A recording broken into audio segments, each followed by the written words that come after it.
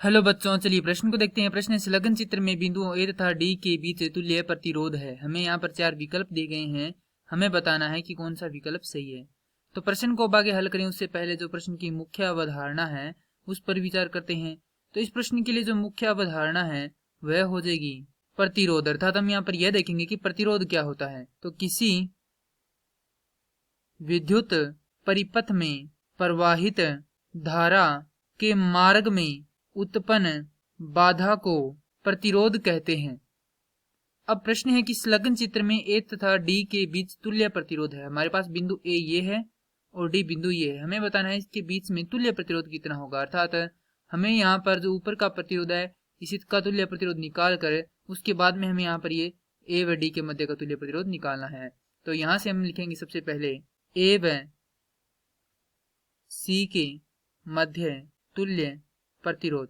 तो जैसा कि हम देख सकते हैं कि ए बी और बी सी दोनों क्या है, श्रेणी क्रम में है। तो यहां से हम लिखेंगे ए बी योग में आर बी सी बराबर होगा किसके, आर ए सी के।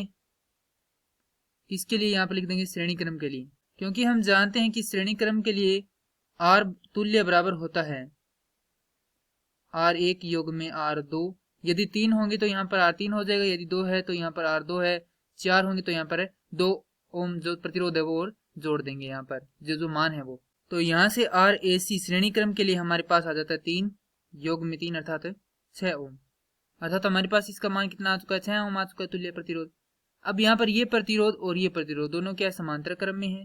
तो यहाँ पर लिखेंगे 1 में आर ए सी बराबर होगा 1 में आर ए सी योग में 1 में आर ए सी श्रेणी क्रम के लिए या श्रेणी क्रम, यानी कि यहाँ पर ये जो आर ए सी का मान है वो कौन सा होगा, वो होगा हमने यहाँ पर जो तुल्य प्रतिरोध निकाला है श्रेणी क्रम वाला, यानी कि जिसका मान हमारे पास कितना है, 6 ओम आया है।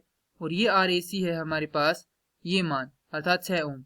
यहाँ पर इसको दर्शा सकते हैं आर ए सी तुल्य। तो आर ए सी तुल्य बराबर हो जाएगा 1/आर ए सी तुल्य बराबर, इसका मान कितना है, 6 ओम है, योग में इसका मान भी कितना है, 6 ओम है। हल करेंगे तो ये आएगा 2/6 अर्थात 1/3।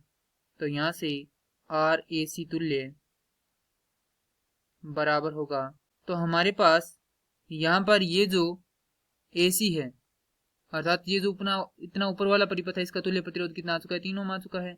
तो अब जो हमारा नया परिपथ बनेगा वह कुछ इस प्रकार का बनेगा।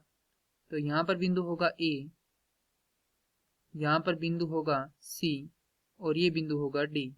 तो इनको मिला देते हैं इस प्रकार से। ये हमारे पास 3 प्रतिरोध हैं, ये बिंदु ए है, ये बिंदु सी है और ये बिंदु डी है। अब यहाँ पर इस जो पूरे परिपथ का ऊपर हमने तुल्य प्रतिरोध निकाला था वह कितना निकला था, हमारे पास 3 ओम निकला था। इसका मान भी 3 ओम है और ये भी कितना है, 3 ओम है। हमें यहाँ पर ए व डी के मध्य जो तुल्य प्रतिरोध है वह निकालना है। तो ए व डी के मध्य तुल्य प्रतिरोध, तो यहाँ पर मान लेते हैं ये किसके बराबर है, R1 के बराबर है, ये R2 के बराबर है और ये R3 के बराबर है। इससे हमें आसानी होगी जब हम मान निकालेंगे। तो जैसा कि हम देख सकते हैं कि ये जो दोनों प्रतिरोध हैं ये किस रूप में है, ये है श्रेणी क्रम में, क्योंकि ये AD है और ये दोनों क्या है, एक ही सिरे से जुड़े हुए हैं। तो यहाँ से ये दोनों किस क्रम में हो जाएंगे, श्रेणी क्रम में। और इन दोनों के समांतर क्रम में कौन सा प्रतिरोध है, ये प्रतिरोध है। तो यहाँ से इसको हल करेंगे। यहाँ पर सबसे पहले लिखेंगे श्रेणी क्रम के लिए, श्रेणी क्रम के लिए से दर्शा सकते हैं RI से। RI बराबर होगा किसके, R1 योग में R3 के। तो इसका मान कितना होगा, 3 योग 3 अर्थात 6 ओम। उसके बाद हमारे पास R2 है जो कि क्या है, इन दोनों के श्रेणी क्रम समांतर क्रम में है। तो यहाँ पर लिखेंगे समांतर क्रम के लिए तुल्य। तो यहाँ से 1/R तुल्य को हम दर्शा सकते हैं R' से, बराबर होगा 1/RI योग में 1/R2 की। मान रखेंगे तो हमारे पास आएगा 1/6 योग में 1/3।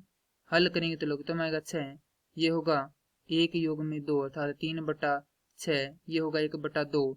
तो हमारे पास R' का मान आएगा 2 ओम। अर्थात इस परिपथ में ए व डी के मध्य का जो तुल्य प्रतिरोध है कितना है, 2 ओम है। यही क्या है, हमारे प्रश्न का उत्तर है। और यह जो उत्तर है वह दिए गए विकल्पों में से विकल्प डी से मिलान करता है। तो इस प्रश्न के लिए जो सही उत्तर है वह हो जाएगा विकल्प डी। मैं आशा करता हूं कि यह प्रश्न आपको समझ में आया होगा। धन्यवाद।